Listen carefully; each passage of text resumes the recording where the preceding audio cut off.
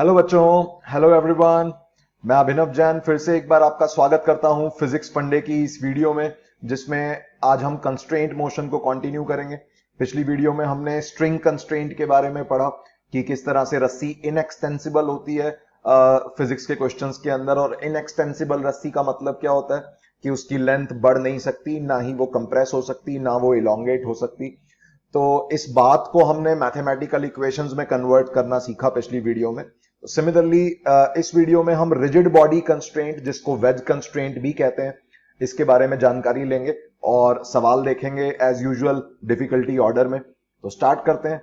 Veg constraint या rigid body constraint, तो simple भाषा में है क्या, दो रिजिड बॉडीज अगर एक दूसरे के साथ कांटेक्ट में हो, वेज ब्लॉक या कोई भी सरफेस जिसको हम रिजिड मान रहे हैं। रिजिड शब्द का मतलब क्या है कि एक ऐसा सरफेस जिसको ना कंप्रेस किया जा सके, ना उसको इलोंगेट किया जा सके, ऐसे सरफेस को हम रिजिड कह रहे हैं। या और बेटर लैंग्वेज में हम ऐसा बोल सकते हैं कि एक ऐसा सरफेस है, एक ऐसी बॉडी जिसके दो पॉइंट्स के बीच का डिस्टेंस वक्त के साथ, टाइम के साथ चेंज नहीं होता, और that body is called as rigid body. तो अगर ऐसी दो बॉडीज या दो सरफेसेस कांटेक्ट में हैं तो वो एक दूसरे को कंप्रेस नहीं कर सकते। That is the meaning of rigid. तो ये जो स्टेटमेंट है, ये स्टेटमेंट ही अपने आप में कंस्ट्रेंट है कि कुछ इस तरह से मोशन होगी कि सच दैट बॉडीज में कंप्रेशन नहीं आएगा अगर बॉडीज थ्योरेटिकली रिजिड हैं। तो इस बात का मतलब अब इक्वेशन कैसे बनाएंगे, देखो। It means their displacements are in the direction perpendicular to the surface of contact must be same. जो दोनों की डिस्प्लेसमेंट है, जो दो बॉडीज कांटेक्ट में है, उनकी displacement perpendicular to the surface of contact किसी भी स्मॉल टाइम ड्यूरेशन में सेम होनी चाहिए। अदरवाइज वो कंप्रेशन कर देंगी या कांटेक्ट लूज कर देंगी। कैसे, देखो समझो इसको एक इलस्ट्रेशन के थ्रू, एक एग्जांपल के थ्रू। जैसे मान लो एक ये वेज है, वेज के ऊपर एक ब्लॉक रखा हुआ है। तो अब ये ब्लॉक और वेज पता नहीं किस तरह से मूव कर रहे हैं, किसी भी आर्बिट रैंडम डायरेक्शन में ये मूव कर सकते हैं। तो मान लेते हैं कि ब्लॉक का सरफेस के अलोंग वाला जो डिस्प्लेसमेंट कंपोनेंट है, किसी भी स्मॉल टाइम ड्यूरेशन में ये बात कर रहा हूं मैं, यहां पे ध्यान से सुनना बच्चों।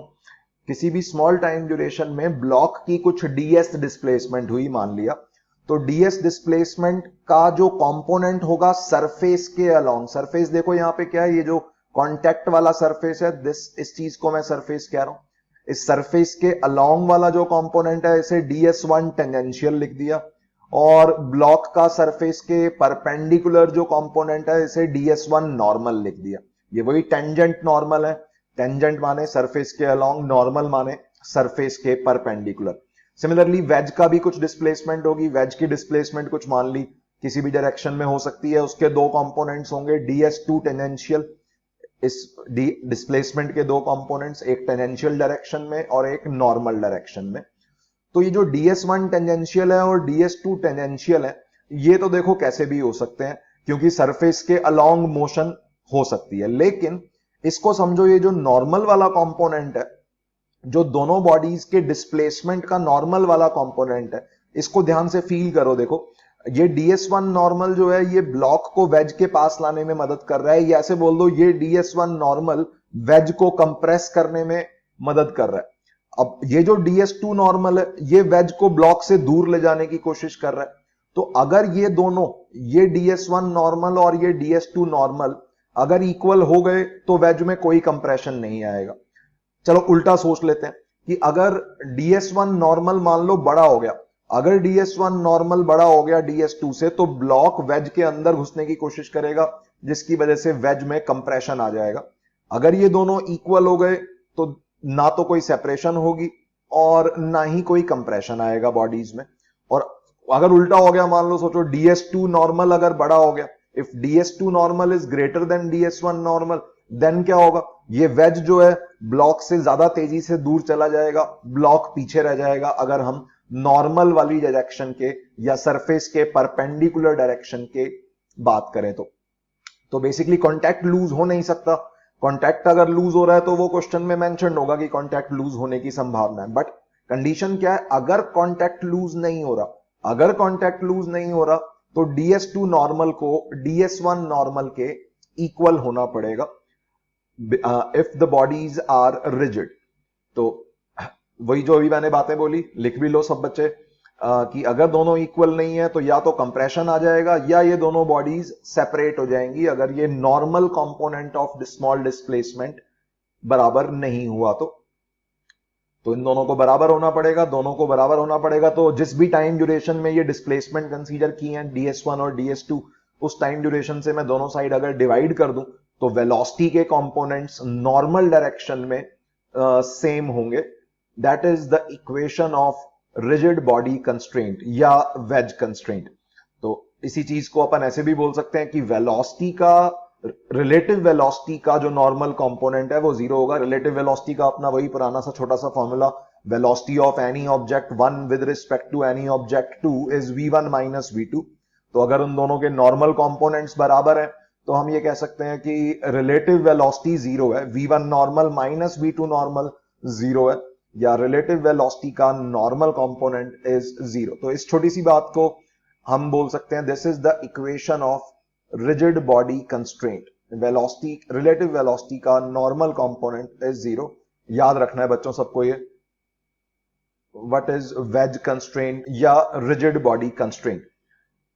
तो चलो कुछ क्वेश्चंस के थ्रू इस बात को और अच्छे से समझते हैं। देखो पहला सवाल देखो, illustration number 1, find constraint relation between accelerations of ball and wedge. एक बॉल है, बॉल के राइट साइड में एक रिजिड दीवार है। देखो सारे सरफेसेस को रिजिड अज्यूम करते हुए कंस्ट्रेंट की बात चल रही है इन क्वेश्चंस में। तो जब भी अगर कुछ क्वेश्चन में मेंशन नहीं होता तो हम ये स्टैंडर्ड अजम्पशन लेके चलते हैं कि सब सरफेसेस रिजिड हैं। ठीक है, मतलब रिजिडिटी कब एब्सेंट है, रिजिड बिहेवियर कब एब्सेंट होता है, ये क्वेश्चन में मेंशन होगा। एक चैप्टर आएगा मैकेनिकल प्रॉपर्टीज ऑफ सॉलिड्स करके, तो उसके अंदर यंग्स मॉडुलस वगैरह कुछ बातें होंगी। तो जब यंग्स मॉडुलस की बातें होती हैं या किसी और मॉडुलस ऑफ रिजिडिटी की बातें होती हैं तो हम रिजिड बिहेवियर को इग्नोर करते हैं या इलास्टिक बिहेवियर को कंसीडर करते हैं। बट अदरवाइज सभी चैप्टर्स में स्टैंडर्ड अजम्पशन है कि बॉडीज को हम रिजिड मानते हुए चलेंगे। तो वॉल है, बॉल है, एक वेज है, तीन चीजें हैं, कंस्ट्रेंट रिलेशन फाइंड करना है। तो सिंपल रूल क्या है, देखो ये जो बॉल है, इस बॉल की डिस्प्लेसमेंट और वॉल की डिस्प्लेसमेंट, देखो ध्यान से, सबसे पहले ये जो पॉइंट ए है जस्ट वॉल के जस्ट लेफ्ट साइड में, जो बॉल के ऊपर एक पॉइंट ए है, और ऐसा ही एक पॉइंट यहां दीवार पे है जो कि पॉइंट बी है। Point B is on wall, point A is on ball. तो ये दोनों एक दूसरे, इन दोनों पॉइंट्स की जो रिलेटिव वेलोसिटी होगी नॉर्मल, उसका नॉर्मल कंपोनेंट जीरो होगा। तो इन दोनों पॉइंट्स पे टेंजेंट नॉर्मल सोचो क्या होंगे। तो ये जो दीवार है ये अपने आप में यही टेंजेंट है अपने खुद के सरफेस की, और नॉर्मल कैसी है, नॉर्मल कुछ इस तरह की है। ये देखो दीवार के परपेंडिकुलर एक लाइन ड्रॉ कर दी, दिस इज नॉर्मल। तो रिजिड बॉडी कंस्ट्रेंट क्या है कि ये जो ए पॉइंट है और ये बी पॉइंट है, इनका नॉर्मल कंपोनेंट जीरो रहेगा, रिलेटिव वेलोसिटी का नॉर्मल कंपोनेंट जीरो रहेगा, या दोनों की वेलोसिटी, बी पॉइंट और ए पॉइंट की वेलोसिटी नॉर्मल के अलोंग सेम रहेगी। तो दिस इज नॉर्मल। तो बी पॉइंट की वेलोसिटी कितनी है नॉर्मल के अलोंग, जीरो है। तो क्योंकि दीवार पे है, दीवार is at rest, wall is at rest, तो ए पॉइंट भी हेंस नॉर्मल के अलोंग कोई वेलोसिटी नहीं लेके आ सकता। हेंस ए पॉइंट जो है या तो डाउन जा रहा होगा या अप जा रहा होगा, मतलब वॉल के सरफेस के अलोंग जा रहा होगा। तो हेंस यहां से सबसे पहले हमें बॉल की वेलोसिटी हमने लेट कर ली कि भाई ये पूरी की पूरी बॉल कुछ ऐसे मूव करेगी कि सच दैट बॉल की वेलोसिटी दीवार के अलोंग होगी, वॉल के सरफेस के अलोंग होगी। अब ये बॉल नीचे जा रही। अब वेज को सोचो, वेज और बॉल का बाद में सोचेंगे, वेज और ग्राउंड का कंस्ट्रेंट सोचो पहले कि भाई ग्राउंड डिस्प्लेस नहीं हो रहा, ग्राउंड की कोई मोशन नहीं है, तो वेज की भी नॉर्मल डायरेक्शन में कोई मोशन नहीं होगी। वेज की भी नॉर्मल डायरेक्शन में, नॉर्मल मतलब ग्राउंड के परपेंडिकुलर डायरेक्शन में कोई मोशन नहीं हो सकती। ना तो वेज ऊपर जा सकता, ना ग्राउंड के अंदर घुस सकता। तो सिंपली वेज कहां जा रहा होगा, या तो लेफ्ट जा रहा होगा या राइट जा रहा होगा। अब लेफ्ट माने या राइट माने, तो अगर देखो हम राइट मानेंगे तो दीवार अगेन दीवार अड़ जाएगी रास्ते में, या ऐसे बोल दो राइट अगर तुम मानते दीवार थोड़ा दूर होती, तो अगर वेज की वेलोसिटी राइट साइड मानते तो बॉल की ऊपर माननी पड़ती। कॉमन सेंस से फील करने वाली बात है कि अगर वेज राइट साइड जाएगा तो बॉल ऊपर जाएगी, अगर वेज लेफ्ट जाएगा तो बॉल नीचे जाएगी। तो अगर बॉल की वेलोसिटी हमने डाउन मान ली है तो वेज की वेलोसिटी लेफ्ट साइड होगी। तो तुम देख सकते हो, देखो वेलोसिटी लेट करने में भी कंस्ट्रेंट लग रहा है। बॉल की जो वेलोसिटी है वो लेट किस डायरेक्शन में करी, बॉल के सरफेस के अलोंग क्या लगाया, कंसेप्चुअली कंस्ट्रेंट लगाया, रिजिड बॉडी कंस्ट्रेंट। वेज की वेलोसिटी लेफ्ट साइड लेट करी है, क्यों करी है left side let, ground constraint, wedge और ग्राउंड का कॉन्टैक्ट है इस वजह से। अब तीसरा कॉन्टैक्ट का सरफेस अपना बचा, that is wall and wedge. Wall और वेज के बीच में भी कॉन्टैक्ट है। तो ये जो वेज का सरफेस है ये टेंजेंट की तरह एक्ट कर रहा है। तो वेज के सरफेस के परपेंडिकुलर देखो एक लाइन ड्रॉ कर रहा हूं, वेज के सरफेस के परपेंडिकुलर अगर मैं लाइन ड्रॉ करूं तो इस लाइन को हम नॉर्मल कह सकते हैं। This line is normal to wedge and ball. तो इस नॉर्मल के अलाउंग दोनों की वेलोसिटीज, बॉल एंड वेज की वेलोसिटी सेम होनी चाहिए। तो वेज बॉल कंस्ट्रेंट कैसे लिखेंगे, देखो तो वेज की वेलोसिटी लेफ्ट साइड है, उसका नॉर्मल के अलोंग कंपोनेंट देखना है। देखो ये यहां पे एक बारी और ड्रॉ कर देता हूं, ये वेज की वेलोसिटी है, वी डब्ल्यू बोल देते हैं, डब्ल्यू फॉर वेज। ये वाला एंगल थीटा है, ये नॉर्मल ड्रॉ करिए ब्लैक वाली लाइन, तो ये एंगल 90 डिग्री होगा। ये वाला एंगल सोचो इस नीचे वाले ट्राइंगल में ये थीटा है, तो ये वाला एंगल 90 माइनस थीटा हो जाएगा, और ये वाला एंगल भी हेंस 90 माइनस थीटा हो जाएगा। ये अगर 90 माइनस थीटा कैसे, ऑल्टरनेट एंगल, ग्राउंड के पैरेलल है वी वेज या वी डब्ल्यू, तो ये 90 माइनस थीटा, ये 90 माइनस थीटा। तो वी डब्ल्यू का नॉर्मल के अलोंग कितना कंपोनेंट आया, ये वाला कंपोनेंट देखो, ये वाला दिस कंपोनेंट वी डब्ल्यू का नॉर्मल के अलोंग जो कंपोनेंट आ रहा है that is we W sine theta. V W का कॉस 90 माइनस थीटा कह सकते हो। और वी बॉल का नॉर्मल के अलोंग कितना कंपोनेंट है वो भी सोचते हैं। वी बॉल वर्टिकल डायरेक्शन में है, वी बॉल वर्टिकल डायरेक्शन में है, तो ये एंगल थीटा है।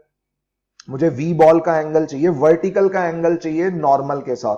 तो देखो ऐसे भी सोच सकते हो, नॉर्मल का हॉरिजॉन्टल के साथ अगर 90 माइनस थीटा एंगल है तो सिंपली डायरेक्टली ही बोल दो कि इसका वर्टिकल के साथ थीटा एंगल हो जाएगा।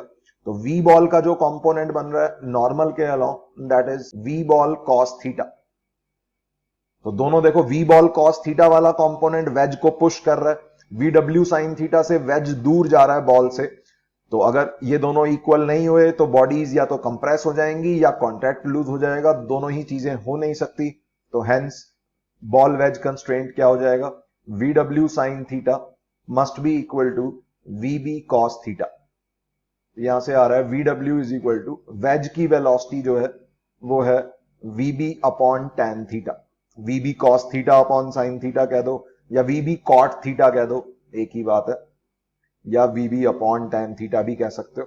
तो ये वेलोसिटीज में कंस्ट्रेंट हो गया। पूछा गया था एक्सलरेशन में कंस्ट्रेंट पूछा गया है, तो दोनों साइड डिफरेंशिएट कर देते हैं टाइम के रिस्पेक्ट में, differentiating with respect to time. तो ये बन जाएगा dvw by dt is equal to dvb by dt into cos theta.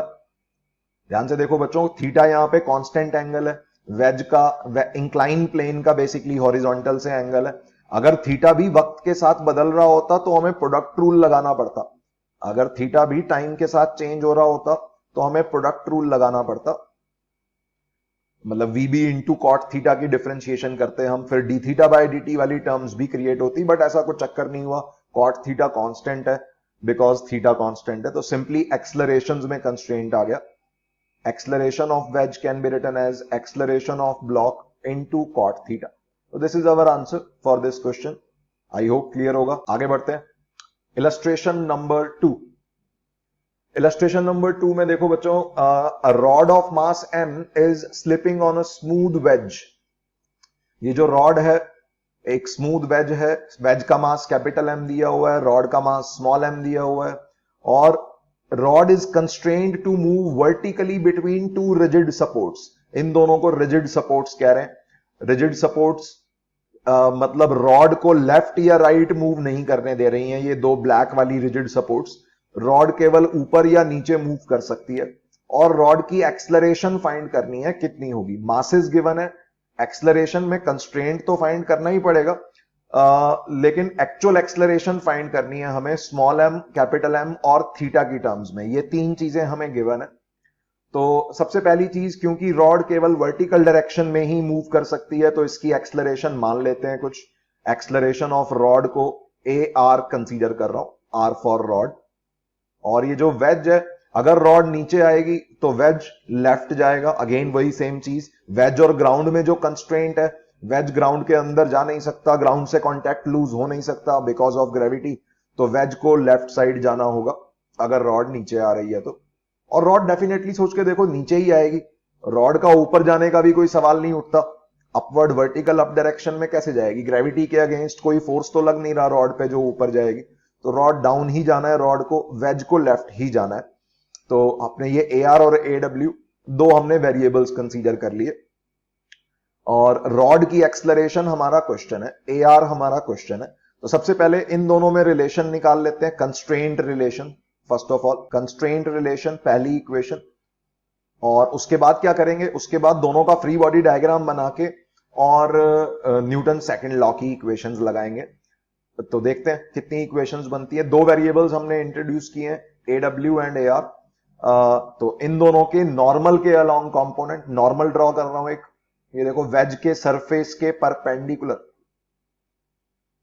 Veg के सरफेस के परपेंडिकुलर एक लाइन ड्रॉ करी, दैट इज नॉर्मल। इसका वेज के साथ जो एंगल है that is 90 degree. Acceleration of veg जो है वो लेफ्ट साइड हमने मानी है। इन दोनों के कंपोनेंट्स अलोंग नॉर्मल हम सेम करने वाले हैं। तो ये वाला एंगल थीटा है तो ये वाला एंगल भी थीटा हो जाएगा। तो ए डब्ल्यू का कॉस थीटा कंपोनेंट जो है वो तो सरफेस के अलोंग निकल जाएगा। ए डब्ल्यू का साइन थीटा कंपोनेंट नॉर्मल के अलोंग आ रहा है या सरफेस के अलोंग आ रहा है। सिमिलरली ए आर का देखें तो फिर से वही सिमिलर सा क्वेश्चन है कंस्ट्रेंट का, तो जैसे हमने पिछला किया है। ये एंगल अगर थीटा है तो ये वाला एंगल 90 माइनस थीटा हो जाएगा, ये वाला एंगल थीटा हो जाएगा क्योंकि ये नॉर्मल और सरफेस में परपेंडिकुलर 90 डिग्री एंगल है। ये थीटा है तो ये वाला भी थीटा हो जाएगा because these theta and this theta are alternate angles. ये ए आर जो है वर्टिकल के अलोंग है, रॉड भी वर्टिकल के ही अलोंग है। तो ए आर का कॉस थीटा कंपोनेंट बन रहा है अपना नॉर्मल के अलोंग। तो यहां से फिर से वही रिलेशन आ रहा है, acceleration of wedge is equal to acceleration of rod into cot theta. यही सिमिलर रिलेशन पिछले क्वेश्चन में भी आया था। This is the new thing. बाकी चीजें अपनी पुरानी है, न्यूटन सेकंड लॉ यूज करना है क्योंकि हमें एग्जैक्ट एक्सलरेशन फाइंड करनी है। तो न्यूटन सेकंड लॉ की इक्वेशन बनानी पड़ेगी रॉड के लिए और वेज के लिए। तो फ्री बॉडी डायग्राम बना लेते हैं पहले, क्योंकि हमें एग्जैक्ट एक्सलरेशन फाइंड करनी है, सिर्फ कंस्ट्रेंट फाइंड नहीं करना। जिसका न्यूटन सेकंड लॉ के कंसेप्ट्स कमजोर हैं तो प्लीज बच्चों सबसे पहले जाके न्यूटन सेकंड लॉ वाली वीडियो देखो, उसके अंदर बहुत सारे तरीके के सवाल करवाए हैं। सभी में काम क्या करना होता है, फ्री बॉडी डायग्राम बनाना है और कंपोनेंट फॉर्म में total force is equal to M A लगाना है या वेक्टर फॉर्म में total force is equal to M A लगाना है। तो सबसे पहले रॉड का फ्री बॉडी डायग्राम बना देता हूं। रॉड के एफबीडी में सबसे पहले ये एम जी लग रहा होगा नीचे, स्मॉल एम जी। इसके अलावा इंक्लाइन प्लेन की वजह से नॉर्मल रिएक्शन, इंक्लाइन प्लेन की वजह से नॉर्मल रिएक्शन कैसी होगी, देखो टेढ़ी होगी। नॉर्मल रिएक्शन हमेशा नॉर्मल के अलोंग लगती है, तो इस तरह से नॉर्मल रिएक्शन लग रही होगी। सरफेस के परपेंडिकुलर, इस नॉर्मल के अलोंग ही ये नॉर्मल रिएक्शन लग रही है। और इसके अलावा ये जो दो रिजिड सपोर्ट्स हैं, ये रिजिड सपोर्ट्स इस पे कुछ फोर्स लगा रही होंगी, कुछ एक्स डायरेक्शन में या हॉरिजॉन्टल डायरेक्शन में इस पे कुछ फोर्स लग रहा होगा रिजिड सपोर्ट की वजह से। मान लेते हैं लेफ्ट साइड लग रहा होगा। वैसे सोच सकते हो ये जो रिजिड सपोर्ट्स की वजह से जो फोर्स होगा वो लेफ्ट ही होगा। क्यों? क्योंकि देखो ध्यान से, ये नॉर्मल रिएक्शन का एक कंपोनेंट जो है ना रॉड को राइट साइड ले जाने की कोशिश कर रहा है। इस नॉर्मल रिएक्शन का एक कंपोनेंट रॉड को राइट साइड ले जाने की कोशिश कर रहा है, तो रॉड ये राइट वाले सरफेस के साथ चिपक के चलेगी। मतलब राइट वाला सरफेस इस पे रॉड पे कुछ नॉर्मल रिएक्शन लगा रहा होगा लेफ्ट की तरफ, पुशिंग होती है हमेशा नॉर्मल रिएक्शन, लेफ्ट की तरफ कुछ पुश कर रहा होगा, ये वाला सरफेस ब्लैक कलर वाला। तो overall free body diagram rod का ये रहा। और वेज का फ्री बॉडी डायग्राम देखो कैसा बनेगा। वेज के फ्री बॉडी डायग्राम में एक तो कैपिटल एम जी, उसका वेट, एक ये वाली नॉर्मल रिएक्शन जो वेज ने रॉड पे लगाई यही इक्वल एंड अपोजिट होके वेज पे लग जाएगी, ये एन। इसके अलावा ग्राउंड की वजह से कुछ नॉर्मल रिएक्शन लग रही होगी, N1 बोल देते हैं उसे, पता नहीं कितनी लग रही होगी, पुशिंग अगेन। और इसके अलावा बाकी और कोई फोर्स है नहीं, फ्रिक्शन है नहीं, जहां जहां कांटेक्ट था नॉर्मल रिएक्शन बना ली मैंने।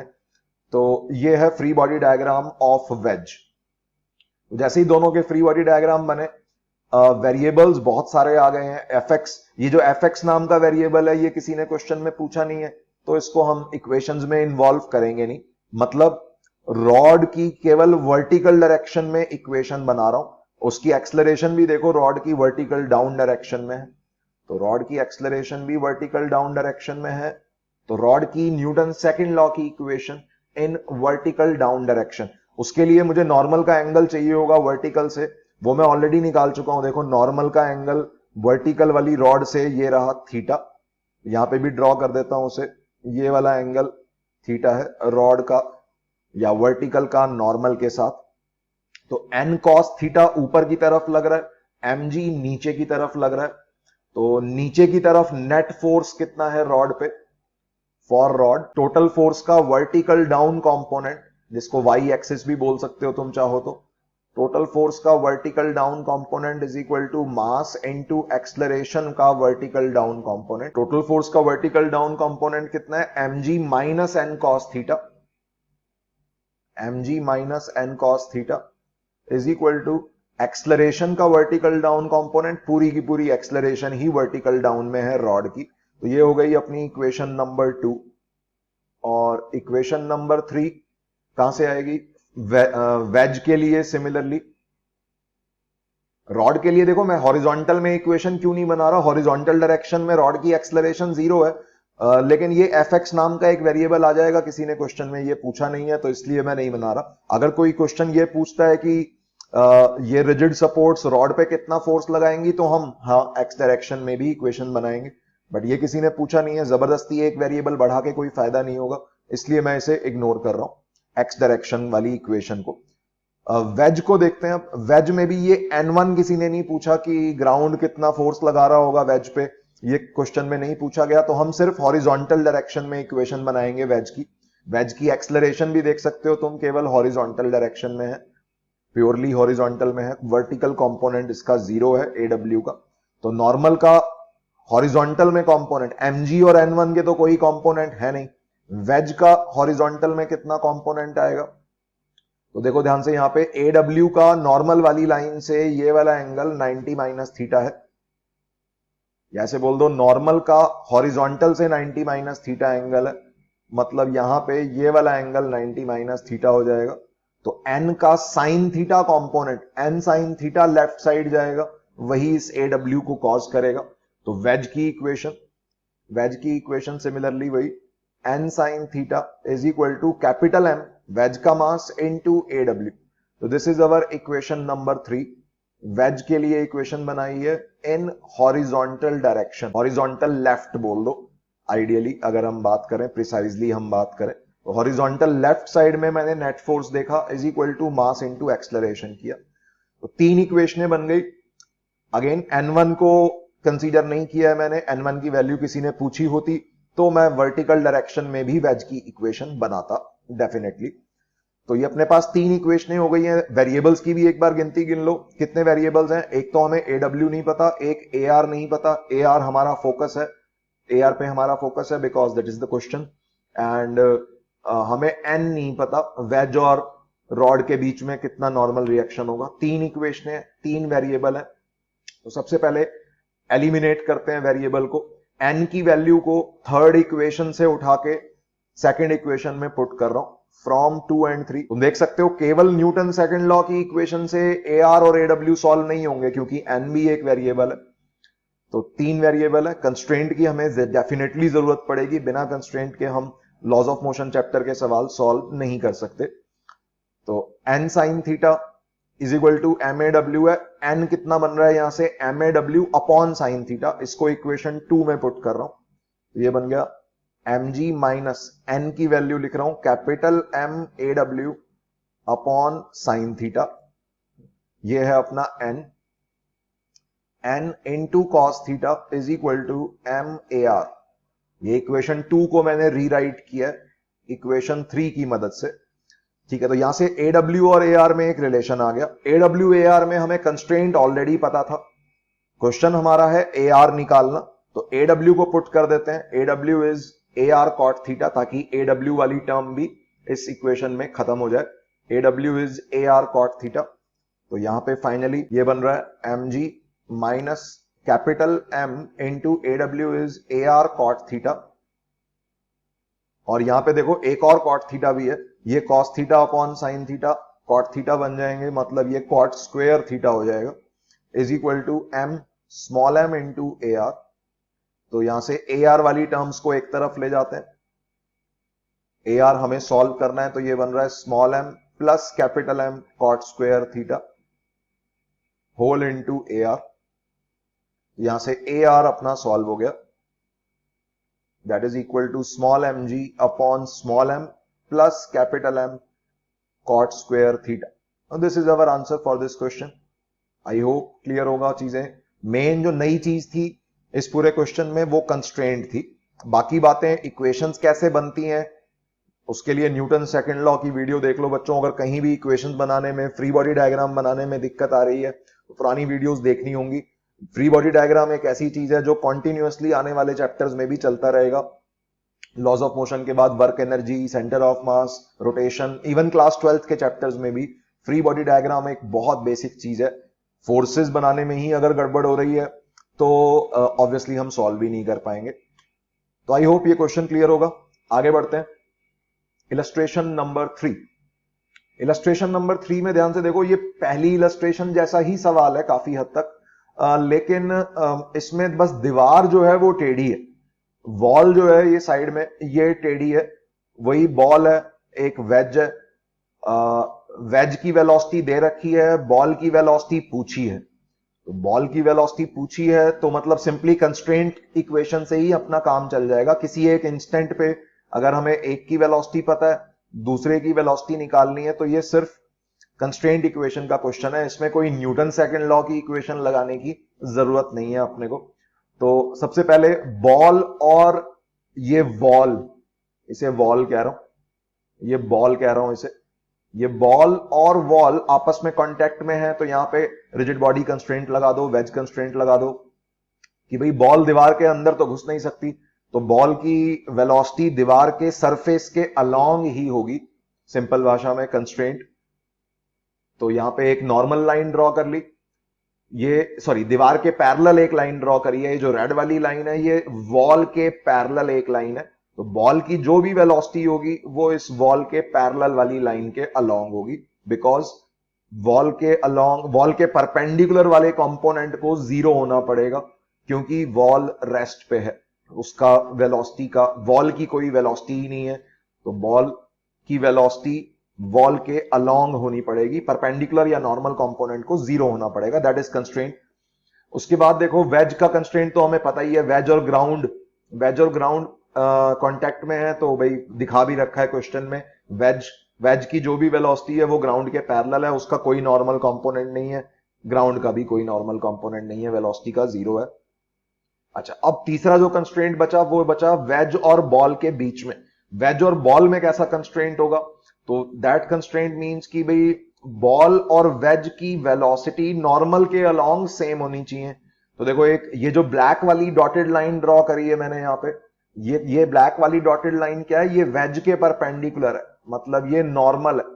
वेज और बॉल का जो सरफेस ऑफ कांटेक्ट है उसका नॉर्मल वाली लाइन है ये ब्लैक कलर की, तो ये नॉर्मल वाली लाइन के अलोंग इस V का और V बॉल का कंपोनेंट सेम होना चाहिए, अदरवाइज कंप्रेशन आ जाएगा, या तो बॉल में या वेज में या दोनों में। तो इन दोनों के हमें कंपोनेंट्स लेने। तो देखो ये जो V है इसका कंपोनेंट कैसा बनेगा, ब्लैक वाली लाइन के अलोंग लेना है, ब्लैक वाली लाइन इज नॉर्मल। ये जो V है इस V का ये वाला एंगल थीटा है इंक्लाइन प्लेन का हॉरिजॉन्टल से या इंक्लाइन प्लेन का वी से, ये थीटा है तो वी कॉस थीटा तो सरफेस के अलोंग निकल जाएगा, वी साइन थीटा नॉर्मल के अलोंग आएगा।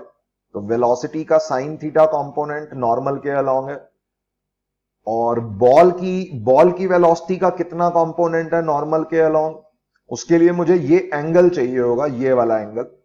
वेलोसिटी ऑफ बॉल और ब्लैक कलर वाली नॉर्मल लाइन के बीच का ये एंगल मुझे चाहिए होगा ताकि मैं कंपोनेंट्स कर सकूं। तो ये एंगल सोचो कैसे निकालें भाई। अब ये जो वी बॉल है, ये वी बॉल वॉल के अलोंग है, बॉल की वेलोसिटी वॉल के अलोंग या वॉल के पैरेलल है। मतलब इस वेलोसिटी का हॉरिजॉन्टल से, इस वेलोसिटी का हॉरिजॉन्टल से फाई एंगल, इस वेलोसिटी का हॉरिजॉन्टल से फाई एंगल है। मतलब ये रेड वाली जो लाइन है इसका हॉरिजॉन्टल से फाई एंगल है। ये एक यहां पे भी मैं एक डॉटेड लाइन ड्रॉ कर रहा हूं, दिस इज हॉरिजॉन्टल। इस हॉरिजॉन्टल से रेड वाली लाइन का ये वाला एंगल फाई है। मुझे किस एंगल की तलाश है, मुझे इस एंगल की तलाश है। वेलोसिटी का या रेड वाली लाइन का ब्लैक वाली लाइन के साथ कितना एंगल है, इसकी मुझे जरूरत है ताकि मैं कंपोनेंट लिख सकूं। तो ये अगर फाई है और ये जो ब्लैक कलर वाली लाइन है नॉर्मल, इसका हॉरिजॉन्टल से एंगल और मिल जाए तो मजा आ जाए। इसका हॉरिजॉन्टल से एंगल कितना है, देखो इसको नीचे एक्सटेंड करके देखते हैं। ये देखो इस ब्लैक वाली लाइन को नीचे एक्सटेंड कर दिया, ये एंगल थीटा था तो ये वाला एंगल 90 माइनस थीटा है। तो आई कैन से दैट ये वाला एंगल हॉरिजॉन्टल का नॉर्मल के साथ, this angle is 90 minus theta. तो यहां से मुझे रेड लाइन और ब्लैक लाइन के बीच में ये एंगल मिल रहा है, दिस एंगल, या ऐसे बोल दो ये वाला एंगल। ये दोनों एंगल्स वर्टिकली अपोजिट हैं, ये वाला या ये वाला। ये दोनों कितने हो जाएंगे, फाई के अंदर से 90 माइनस थीटा को माइनस करना होगा। ये वाला एंगल बन रहा है phi minus 90 minus theta. Phi minus 90 minus theta कर दोगे तो ये ब्लू वाला एंगल मिल जाएगा। यही वेलोसिटी ऑफ बॉल का ब्लैक वाली लाइन के साथ है। तो क्या बन रहा है, वेलोसिटी ऑफ बॉल का नॉर्मल के अलोंग जो कंपोनेंट बन रहा है that is V ball into cos of this phi minus 90 minus theta. बहुत ध्यान से बच्चों, इसमें सारा जो दिमाग का खर्चा हुआ है वो सारा एंगल सोचने में हुआ है। क्वेश्चन का सॉल्यूशन देखोगे तो एक लाइन का है, क्वेश्चन खत्म हो गया है। यहां पे वेलोसिटी ऑफ बॉल सॉल्व हो गई है। वेलोसिटी ऑफ बॉल आ रही है v sign theta upon cos of this angle. Cos of this angle को देखो तो ये फाई प्लस थीटा माइनस 90 है। Cos of phi plus theta minus 90, cos of something minus 90 क्या होता है, that is sine of that angle. तो ये क्या बन रहा है, दिस इज, या cos of alpha minus 90 is cos of 90 minus alpha, that is sine alpha. तो cos of sum phi plus theta minus 90 कितना बन जाएगा, that will become sine of phi plus theta. This is our answer. Velocity of ball in this question is this v sin theta upon sine of phi plus theta. अगर phi की value 90 degree होती तो check भी करके देख लो एक बार। अगर ये फाई 90 डिग्री होता तो यहां पे साइन 90 प्लस थीटा बन जाता, दैट इज कॉस थीटा बन जाता, और v tan थीटा हमारा आंसर होता। यही आंसर हमारा पहले क्वेश्चन में भी आया था। ठीक है, तो आई होप चीजें क्लियर हो रही होंगी। टेढ़ा मेढ़ा करके किसी भी तरह से सवाल बनाया जा सकता है, लेकिन कंसेप्ट छोटा सा है, प्यारा सा है कि भाई दो चीजें अगर कांटेक्ट में है, रिजिड बॉडीज कांटेक्ट में है, तो उनके नॉर्मल के अलोंग कंपोनेंट सेम रहते हैं वेलोसिटीज के, that is rigid body constraint. तो आई होप चीजें क्लियर हुई होंगी, सवाल समझ में आया होगा। आगे बढ़ते हैं। Illustration number 4। इलस्ट्रेशन नंबर 4 में देखो क्या हो रहा है, एक रॉड है, वो इस हिंज के अबाउट रोटेट कर रही है। किसी इंस्टेंट पे उसका हॉरिजॉन्टल से थीटा एंगल है। बताना क्या है, find velocity of and A of rod. इस ए एंड की वेलोसिटी बतानी है if block is moving horizontally with speed v। और ये ब्लॉक के साथ कांटेक्ट में है, ब्लॉक v स्पीड से हॉरिजॉन्टल के अलोंग जा रहा है। तो सबसे पहली चीज देखो बच्चों यहां पे कि रॉड भी अपने आप में रिजिड मान के चलेंगे, ब्लॉक को भी रिजिड मान के चलेंगे, जब तक कुछ मेंशन नहीं है सारी बॉडीज रिजिड है। तो अगर ये बॉडी रिजिड है तो सोच के देखो, इस ए पॉइंट की जो वेलोसिटी होगी, इस ए एंड की जो वेलोसिटी होगी, वो रॉड के अलोंग नहीं हो सकती। सोच के देखो, अगर इस ए पॉइंट की वेलोसिटी अलोंग द रॉड हो गई, मान लो ऊपर की तरफ हो गई अलोंग द रॉड, तो ये रॉड इलोंगेट होना शुरू हो जाएगी, ये हो नहीं सकती, रिजिड बॉडी है। अगर ए पॉइंट की वेलोसिटी एच हिंज की तरफ हो गई तब भी नहीं हो, तब रॉड कंप्रेस हो जाएगी, वो भी नहीं हो सकता। मतलब रिजिड बॉडी कंस्ट्रेंट क्या कह रहा है कि ए पॉइंट की वेलोसिटी जो भी होगी परपेंडिकुलर टू द रॉड होगी। First of all rigid body constraint की कोई इक्वेशन बनाए बिना सिंपली हम डायरेक्शन से सोच रहे हैं ये चीज, ए पॉइंट की velocity perpendicular to the rod, ये 90 डिग्री का एंगल हो गया। अच्छा, अब दूसरा, ये ए पॉइंट जो है ब्लॉक के साथ कांटेक्ट में है, ब्लॉक के इस प्रिसाइजली बोले तो इस बी पॉइंट के साथ कांटेक्ट में। अब ये दोनों एक दूसरे को धक्का नहीं मार सकते, दोनों सेम वेलोसिटी से चलना होगा दोनों को, अदरवाइज कंप्रेशन आ जाएगा। तो वीए का नॉर्मल के along component must be equal to VB का नॉर्मल के अलोंग कंपोनेंट। और नॉर्मल कौन है यहां पे? ब्लॉक वाला जो सरफेस है इसके परपेंडिकुलर लाइन ड्रॉ कर देते हैं सिंपली, ये रही नॉर्मल, ये है ब्लॉक के सरफेस के परपेंडिकुलर नॉर्मल डायरेक्शन। तो मुझे वीए का कंपोनेंट नॉर्मल के अलोंग करना है इज इक्वल टू इस वेलोसिटी का कंपोनेंट नॉर्मल के अलोंग करना है। तो लिख देता हूं constraint equation is VA, VA vector का normal component is equal to VB vector का normal component. B is nothing but a point on block, B point की वेलोसिटी भी ऑब्वियसली ब्लॉक जैसी है, दोनों के नॉर्मल कंपोनेंट सेम होने चाहिए, that is rigid body constraint. VA का नॉर्मल कंपोनेंट निकालने के लिए मुझे एंगल चाहिए होगा। एंगल कैसे निकलेगा? देखो, ये वाला थीटा दिया हुआ है तो ये थीटा है, ये थीटा है, ये 90 है, तो ये वाला एंगल कितना हो जाएगा? 90 माइनस थीटा हो जाएगा। तीनों का सम क्योंकि 180 है, ये पूरा थीटा प्लस 90 माइनस थीटा, ये तीनों मिलके 180 डिग्री बना रहे होंगे, तभी उसी बेसिस पे ये 90 माइनस थीटा लिखा।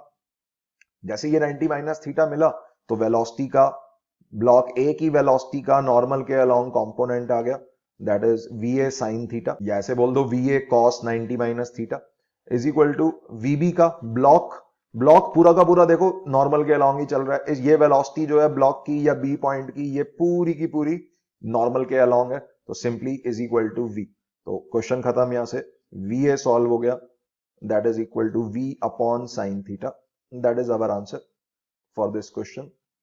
तुम देख सकते हो सवाल बहुत सिंपल है, कोई लेंदी क्वेश्चंस नहीं है। अगर सिर्फ कंस्ट्रेंट की बात चल रही है, मतलब किसी एक ब्लॉक की वेलोसिटी देके दूसरे ब्लॉक की वेलोसिटी पूछ रहे हैं, तो सिंपली हमें कंस्ट्रेंट लगाना है, या एक की एक्सलरेशन देके दूसरे की एक्सलरेशन पूछी जा रही है तो सिंपली कंस्ट्रेंट का क्वेश्चन है, ज्यादा कोई लंबा सवाल नहीं है। बट हाँ, अगर एक्सलरेशन की वैल्यू पूछी है तो हमें न्यूटन सेकंड लॉ की इक्वेशंस भी लगानी पड़ती है, that is the different thing. तो आई होप ये क्वेश्चन क्लियर होगा।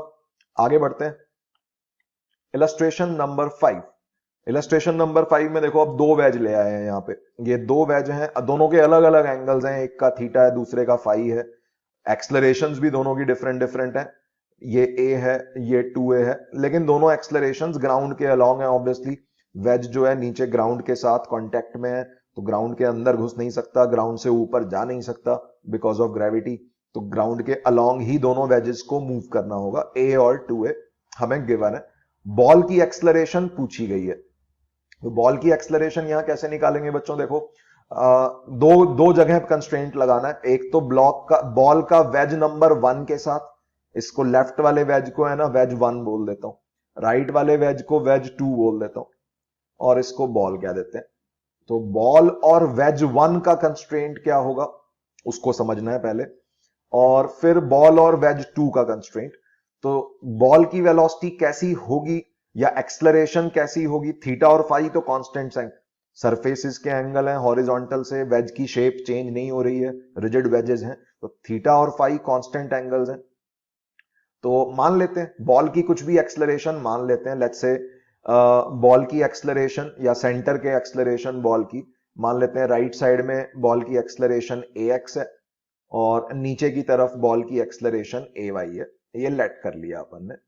एक्सलरेशन किसी भी डायरेक्शन में हो सकती है, अपन ने दो कंपोनेंट्स लेट कर लिए। तो जो पहली इक्वेशन बनेगी यहां पे वो बॉल और वेज 1 के लिए बना रहा हूं। बॉल और वेज 1 के लिए ये रही नॉर्मल, जहां कांटेक्ट है वहां से नॉर्मल ड्रॉ करनी है, ये नॉर्मल है ब्लैक वाली लाइन, तो बॉल की एक्सलरेशन अलोंग नॉर्मल, वैसे तो वेलोसिटी की बातें हैं प्रिसाइजली हम बोले तो, बट यहां पे एक्सलरेशन में भी लगा ही सकते हैं, या वेलोसिटी की टर्म्स में कर लेते हैं इसको। ए की जगह वी लिख देता हूं, ए वाई की जगह वी वाई लिख देता हूं, ए एक्स की जगह वी एक्स लिख देता हूं, यहां 2a की जगह 2v लिख देता हूं। फिर डिफरेंशिएट करोगे तो सेम ही चीज आ जाएगी। चलो वेलोसिटी की टर्म्स में कर लेते हैं पहले, फिर डिफरेंशिएट लास्ट स्टेप में कर देंगे। तो ये दोनों दो कंपोनेंट्स हमने हॉरिजॉन्टल वर्टिकल में माने हैं। कोई बात नहीं, इन दोनों का जो भी नॉर्मल के अलोंग कंपोनेंट बन रहा है must be equal to acceleration A का नॉर्मल के अलोंग कंपोनेंट। तो यहां पे देखो ये जो ए है, ये ए लेफ्ट साइड है, इसका यहां से इंक्लाइन प्लेन से एंगल थीटा है वही, क्योंकि ए हॉरिजॉन्टल है तो ये वाला एंगल हो जाएगा 90 माइनस थीटा। तो constraint between ball and wedge one is, तो इस एक्सलरेशन का, या जो v वेलोसिटी के टर्म्स में भी लिख सकते हो, इस एक्सलरेशन का डायरेक्टली ही कर रहा हूं मैं।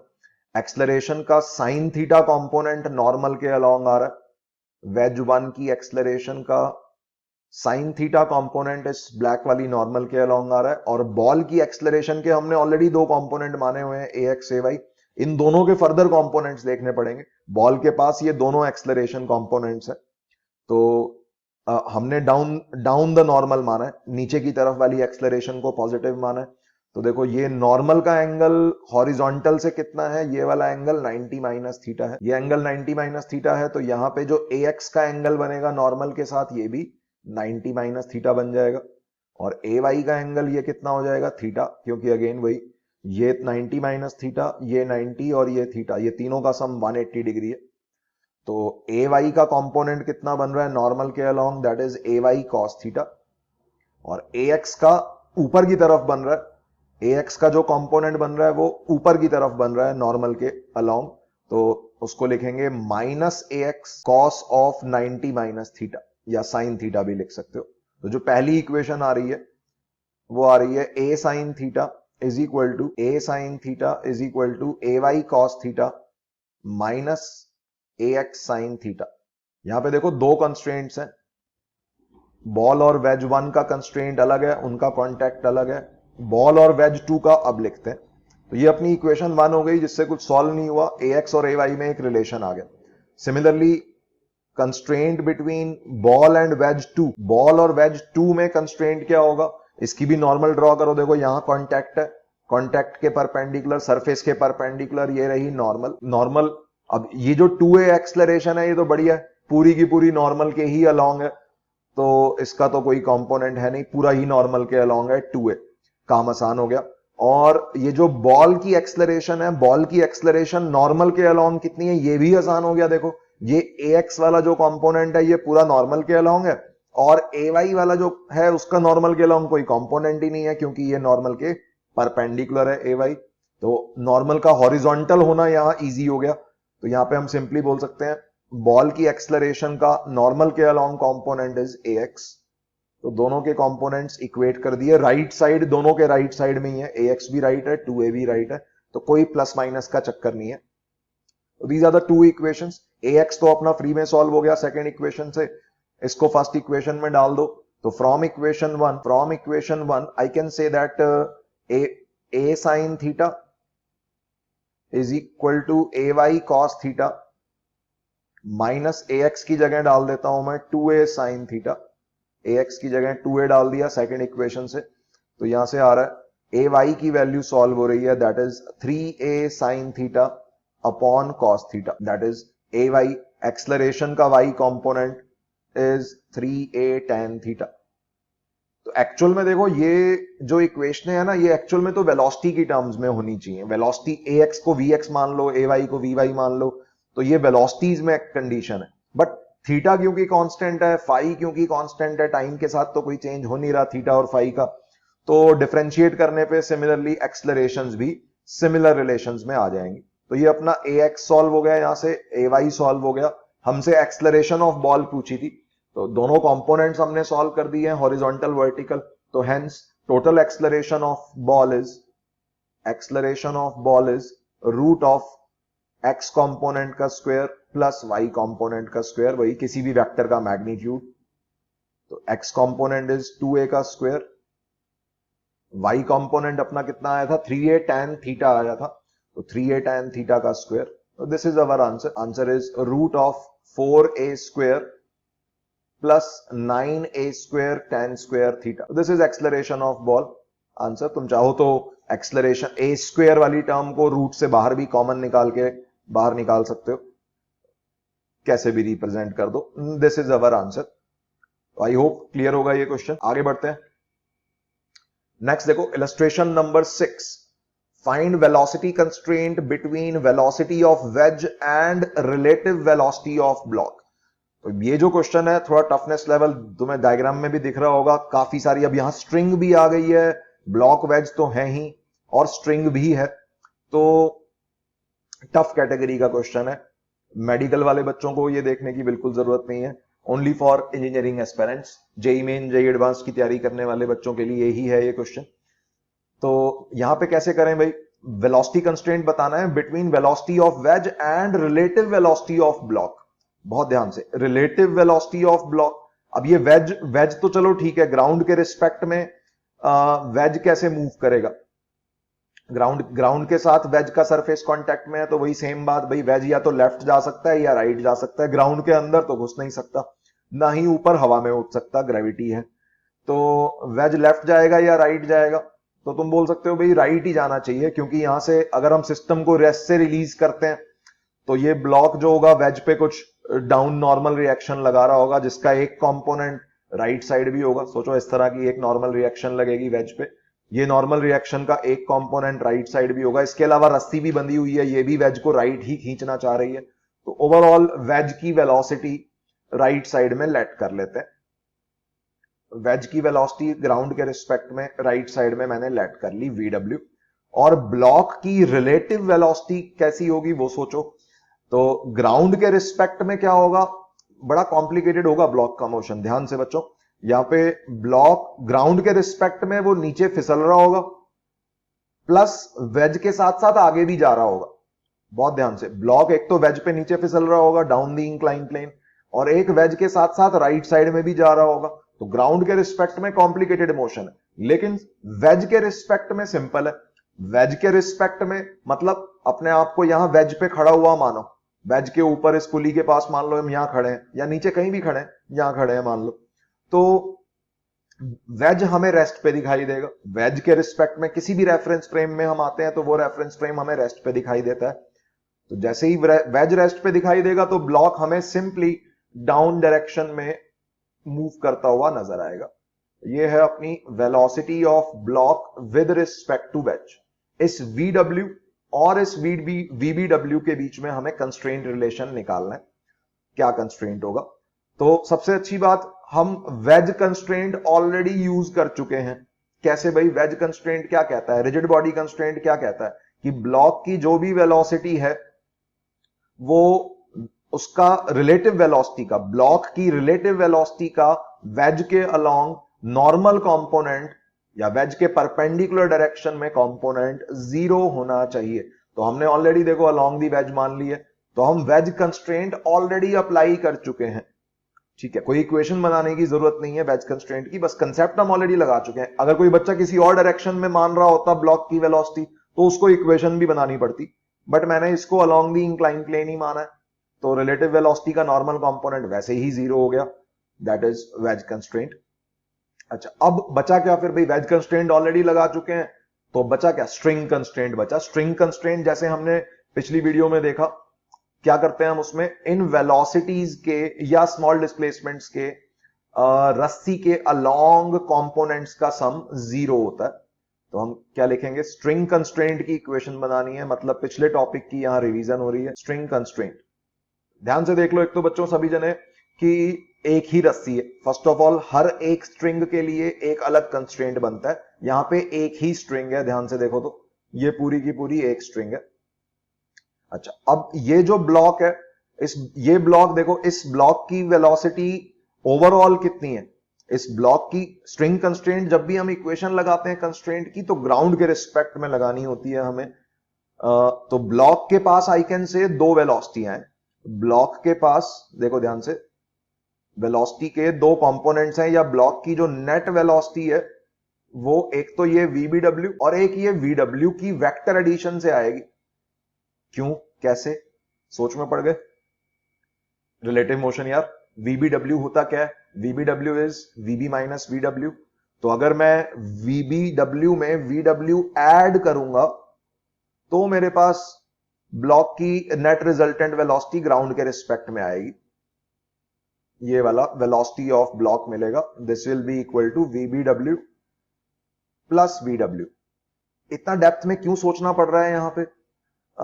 क्योंकि हमें स्ट्रिंग कंस्ट्रेंट लिखते वक्त जो हम इक्वेशन बनाते हैं वही पिछली वीडियो के जैसे क्या बनाते हैं, sum of velocity components, sum of velocity components of all the objects along string is equal to 0।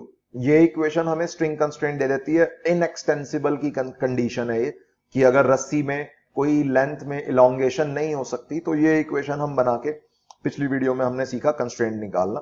ये चीज जब हम यूज करेंगे तो वेलोसिटी कौन सी उठाएंगे? ब्लॉक की, ब्लॉक की velocity with respect to ground वाली उठाएंगे ना यार। तो इसीलिए मेरे को ये सोचना पड़ रहा है कि भाई ये मेरे को VB वेक्टर का कंपोनेंट देखना है अलोंग दिस स्ट्रिंग जो ब्लॉक के साथ कनेक्टेड है। तो VB वेक्टर के कंपोनेंट देखने की बजाय मैं ऐसे भी बोल सकता हूं VBW का भी देखना है और VW का भी देखना है। केवल ब्लॉक के लिए, केवल ब्लॉक के लिए VB का रस्सी के अलोंग कंपोनेंट वो क्या हो जाएगा, इस VBW का रस्सी के अलोंग कंपोनेंट लिख रहा हूं। VBW ध्यान से देख सकते हो ये वाला पूरा एंगल 180 डिग्री है, ये वाला पूरा एंगल 180 डिग्री है, तो VBW cos 180 डिग्री। ये हो गया VBW का रस्सी के अलोंग कंपोनेंट। और VW का रस्सी के अलोंग कंपोनेंट कितना है? VW का ये वाला एंगल अल्फा दिया हुआ है, ये एंगल अल्फा है, तो ये वाला एंगल भी अल्फा हो जाएगा। कॉरस्पॉन्डिंग एंगल्स VW और ग्राउंड पैरेलल है, तो VW का स्ट्रिंग के अलोंग कंपोनेंट कितना आ रहा है? VW cos alpha. तो ये तो हो गई ब्लॉक की कहानी। ब्लॉक की नेट वेलोसिटी का, ग्राउंड के रिस्पेक्ट वाली वेलोसिटी का अलोंग द स्ट्रिंग जो कंपोनेंट है वो लिख दिया। प्लस अब आ जाओ वेज पे। वेज पे अगर हम बात करें तो ये VW क्या क्या कर रहा होगा? देखो अब वेज के साथ है ना बड़ी सारी स्ट्रिंग्स कनेक्टेड है। वेज के साथ एक तो ये वाली स्ट्रिंग कनेक्टेड है इस साइड से, एक ये वाली स्ट्रिंग कनेक्टेड है। क्यों? क्योंकि ये जो पुली है, ये ऊपर वाली पुली, ये वेज का ही पार्ट है। तो एक स्ट्रिंग ये कनेक्टेड है, एक स्ट्रिंग ये कनेक्टेड है और एक स्ट्रिंग ये कनेक्टेड है। बहुत ध्यान से देखो, 3 जगह ये रेड निशान बनाया है मैंने, ये तीनों रस्सियां वेज के साथ कनेक्टेड है। तो इन तीनों रस्सियों के अलोंग हमें वेलोसिटी कंपोनेंट देखना होगा इस VW का। तो ध्यान से देखो यहां पे ये VW वाली लाइन, ये वाला एंगल कितना है? 90 माइनस बीटा। यहां से स्टार्ट कर रहा हूं, तो VW का cos 90 माइनस बीटा है पहला कंपोनेंट स्ट्रिंग के अलोंग वेज का। दूसरा कंपोनेंट VW पूरा का पूरा इस वाली स्ट्रिंग के तो अलोंग ही है, VW पूरा का पूरा इस स्ट्रिंग के अलोंग ही है, तो दूसरा हो गया VW cos 0 डिग्री। और तीसरा जो VW है अपना, ये VW इस वाली इधर वाली स्ट्रिंग के साथ कितना एंगल बनाएगा वो भी सोच लेते हैं। तो ये वाला एंगल सोचना है हमें, ये वाला एंगल, ये एंगल कितना बन जाएगा VW का लेफ्ट साइड वाली स्ट्रिंग के साथ? तो दिस एंगल इज अल्फा, तो इतना एंगल, ये वाला एंगल हो गया 90 माइनस अल्फा और ये वाला एंगल 90 है वर्टिकल के साथ, तो ये हो गया टोटल मिला के 180 माइनस अल्फा का एंगल है। तो ये हो गया VW cos 180 माइनस अल्फा।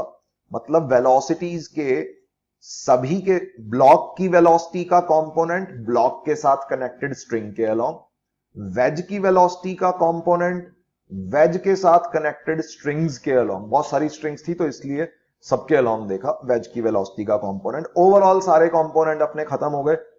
कहने को तुम ये भी बोल सकते हो ये दीवार भी रस्सियों के साथ कनेक्टेड है पुली के थ्रू, तो भाई दीवार की कोई मोशन नहीं है, कोई वेलोसिटी नहीं है, तो इसलिए उसके कंपोनेंट्स भी 0 ही बनेंगे। तो हमने सारे कंपोनेंट्स लिख दिए। ये वाले सब कौन से हैं? ये है फॉर वेज। तो इन सब का सम 0 होना चाहिए as per the string constraint. यहां पे तुम देख सकते हो, देखो बच्चों, ये VW cos अल्फा और ये VW cos 180 माइनस अल्फा, ये दोनों टर्म्स कट जाएंगी।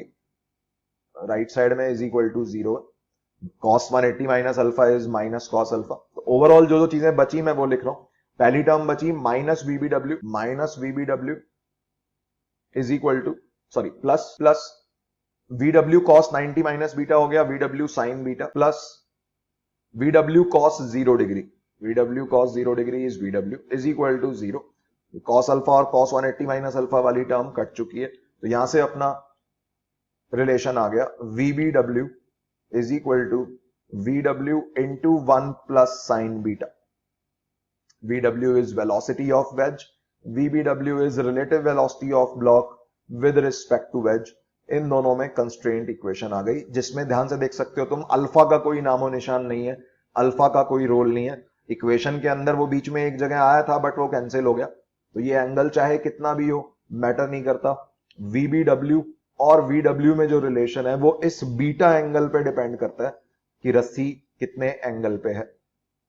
ठीक है, अब यहां पे अगर कोई तुमसे एक्सलरेशन के बारे में पूछ लेना तो ऐसे मत कर देना यार कि सिंपली एक्सलरेशन में भी यही सिंपल रिलेशन होगी। अब यहां पंगा है, देखो जैसे जैसे ये चीजें मूव करेंगी ना तो ये बीटा भी मूव कर जाएगा, बीटा भी चेंज हो जाएगा। बीटा टाइम के साथ चेंज होगा क्योंकि ये कोई इंक्लाइन प्लेन का एंगल नहीं है, ये रस्सी का एंगल है वर्टिकल के साथ, तो रस्सी की पोजीशन चेंज हो जाएगी तो बीटा भी चेंज हो जाएगा। तो अगर एक्सलरेशन पे सवाल आता है तो हम इसको डिफरेंशिएट मारते वक्त बीटा को कांस्टेंट नहीं मान सकते। ठीक है, तो ऐसा एक सवाल हमने पिछली वीडियो में किया भी था। जिस बच्चे को यहां पे अगर दिक्कत है कि भाई इसमें डिफरेंशिएशन इसकी किस तरह से होगी, वो पिछली वीडियो में जाके एक बार इलस्ट्रेशंस देख सकता है। उसके अंदर लास्ट वाले इलस्ट्रेशंस में वेरिएबल एंगल की डिफरेंशिएशन का हमने क्वेश्चन किया था स्ट्रिंग कंस्ट्रेंट में। बट अभी यहाँ पे एक्सलरेशन की कोई बातचीत नहीं है, वेलोसिटीज में ही कंस्ट्रेंट निकालना था। That is our answer. तो आई होप चीजें क्लियर हुई होंगी। वेज कंस्ट्रेंट या रिजिड बॉडी कंस्ट्रेंट समझ में आया होगा, बहुत ज्यादा इंपॉर्टेंट है JEE Main JEE Advanced point of view से। मेडिकल में कभी कभी इसकी यूज पड़ जाता है, बहुत ज्यादा यूज इसका मेडिकल एग्जाम्स में आता नहीं है। तो आई होप चीजें क्लियर है। मिलते हैं नेक्स्ट वीडियो में। नेक्स्ट वीडियो में हम आगे कंटिन्यू करेंगे इस चैप्टर को, स्प्रिंग फोर्स के बारे में पढ़ेंगे। तब तक के लिए बाय बाय, टेक केयर।